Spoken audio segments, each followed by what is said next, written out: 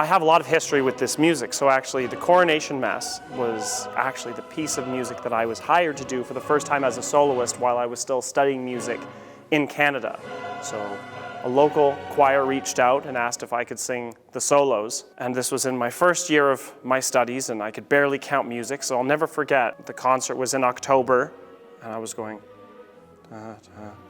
I had my finger and I was tapping on the inside of the score to make sure I never lost beat. Now, I thankfully don't have to do that, but at the time, I was very, very nervous. And then actually, funny enough, some years later, I was hired by the symphony in my hometown to do the exact same program we're doing here, the Coronation Mass and then the Vespers, in the cathedral in my hometown. And so that was something that was really cool. And now being able to do it here is really fun. And then next fall, in October, I'll be going to Chicago and doing the Coronation Mass with the Chicago Symphony. So I have a lot of history with these pieces, and I really love singing it. And I've done other Mozart masses and other pieces that he wrote in this setting. So for me, I love this music. It's really cool to come back to it again and again and to get little different things each time you do it.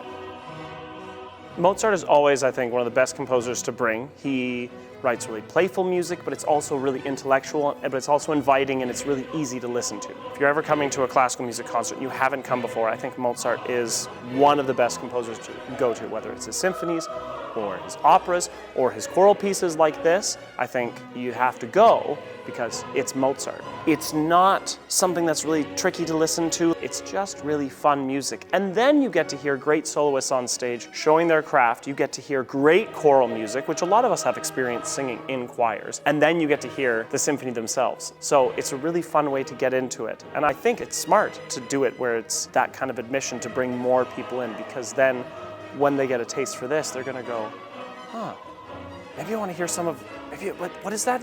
Le Nozze di Figaro? Oh, that's Mozart. I'll go see that. And then you get the ball rolling.